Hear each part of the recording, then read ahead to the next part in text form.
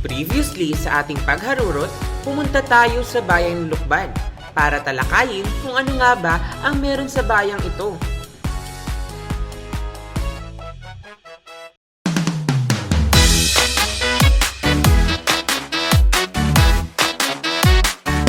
Taas, baba, kanan, kaliwa, saan ka man magpunta, liwanag ang iyong dala. Di nangingiti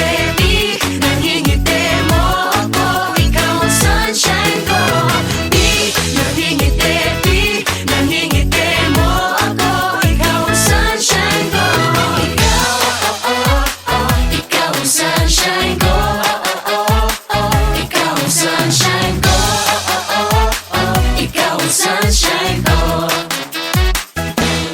Nandito na kami sa kamay ni Jesus. Harurut!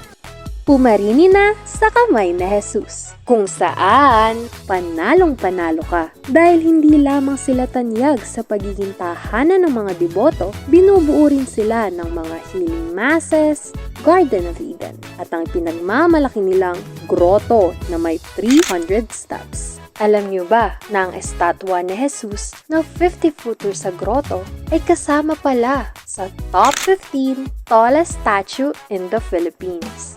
Pansin niyo rin ba ang mga kamay sa sahig ng simbahan?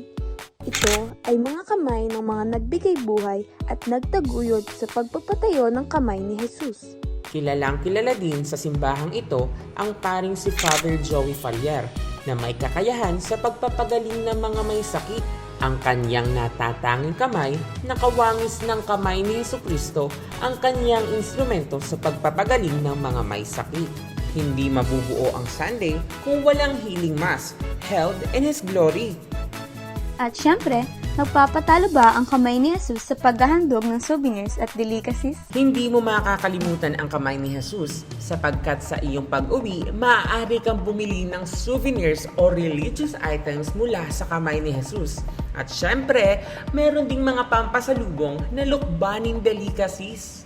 Hi guys! Narito kami ngayon sa kamay ni Jesus at nandito kami ngayon sa Garden of Eden. At alam nyo ba guys, napakadaming hayop! Sana nagsasalita na yung isa. Okay! Nakakatawa man isipin, ngunit si Aristotle na rin ang nagsabi, talagang hayop or animal ang mga tao. Yun nga lang, may tinatawag tayong rationalism, kung saan ang pagiging rational o thinking being ang nagpapaiba sa tao mula sa ibang uri o klasifikasyon ng hayop.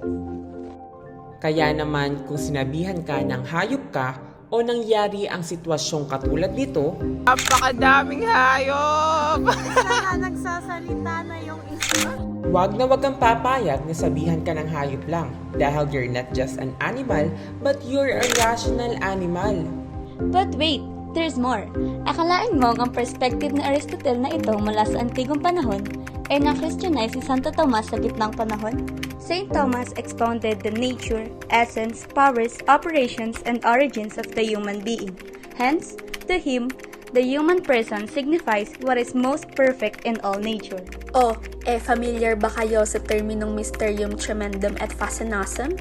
Sa Ingles, ito ay nangangahulugang the mystery of awe and wonder. To believe in the mystery of something may start with curiosity, turn reluctance, turn fascination, turn faith. Kagaya na lamang ng kamay ni Jesus, nabuo ang simbahan na ito dahil sa awe at wonder ng mga tao sa Panginoong Hesukristo. Ang misteryo na bumabalot sa konsepto ng Panginoon ay hindi hadlang para hindi maniwala sa Kanya. 2002 noong mabuo ang simbahang ito. Sa lumipas na 2 dekada, kitang-kita mo pa rin ang buhay at kaluluwa ng simbahang ito.